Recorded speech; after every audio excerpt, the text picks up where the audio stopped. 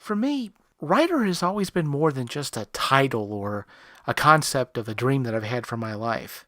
For the longest time, the word writer, for me, has been a suit of armor. A suit of armor that I've used to protect myself from the real world. Now, I've always been interested in reading and writing for as long as I can remember, and as a child I used to write little poems and little bits of story, but it was when I turned 20 years old and had just been kicked out of seminary that I thought that maybe I could actually be a full-time writer, and that being a writer could be my career. And so whenever anyone would ask me, well, what do you do for a living? I'd always tell them that I was a writer.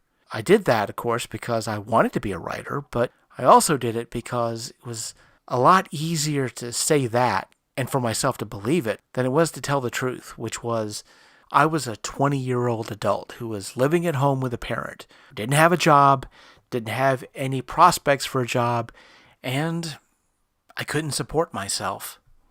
But of course, the minute you tell someone you're a writer, they're going to ask you that question. Oh, you're a writer. So, what have you published? Which can be a really embarrassing question to have to answer when you're a 20-year-old horror writer wannabe who's managed to collect nothing but rejection slips in the 80s when everybody was publishing horror.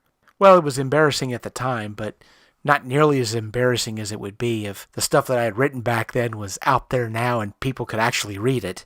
Yee! I couldn't manage to make any money as a writer, but I continued to call myself one. Even when my actual job was working these low-paying fast food jobs and I was trying to get myself into college. But eventually I did get into college, and when I graduated, the stream of poverty-level, low-paying jobs suddenly became a better-paying job.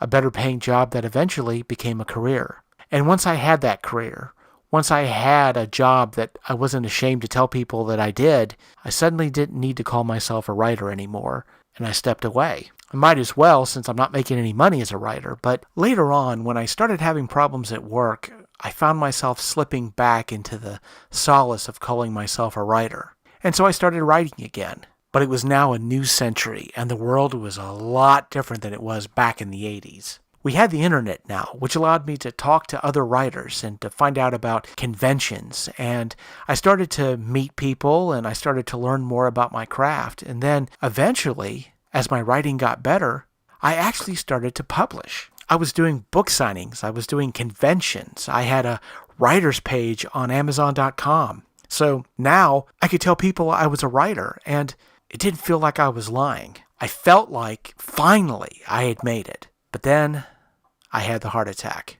After they put in the stent and I was able to come home from the hospital, I worked at getting my life back to normal. Unfortunately, I had discovered that everything hadn't gone back to normal. Something had changed in me because of the heart attack. Whenever I would try to sit down at my desk and write, suddenly I would be overcome with waves of anxiety. And the more I tried to write, the worse the panic attacks would get until I had to get up and get away from the desk. It wasn't like writer's block. I knew what I wanted to write. I had story ideas. I just couldn't. Every time I would try, the panic attacks would come back. For a while, I could pretend things were normal. I was still doing book signings, but eventually those went away and I had nothing left. It was almost as if the years I had as a published writer never happened. Over the years, I've been able to scratch my creative itch somewhat by performing on stage. Of course, it's not the same. It just seems so strange. I've called myself a writer for most of my life, and now I can't anymore. I've had some people tell me that I need to come to grips with the fact that this is just a part of my life that's over and that I need to move on. And the fact that it's been 8 years now, and I still can't write more than a couple of sentences in an email without suffering a massive panic attack. I'm starting to think that, well, maybe they're right.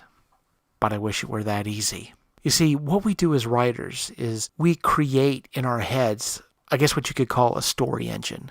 The story engine takes a writer's knowledge and experiences and starts creating connections, and from those connections comes characters and plots and eventually stories. The story engine is that little voice that the writer's listening to instead of the conversation at the dinner table. It's that little voice that wakes the writer up at 3 o'clock in the morning with a story idea.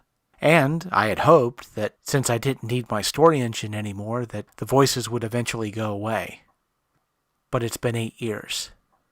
And every single day I wait. And the voices, they won't stop.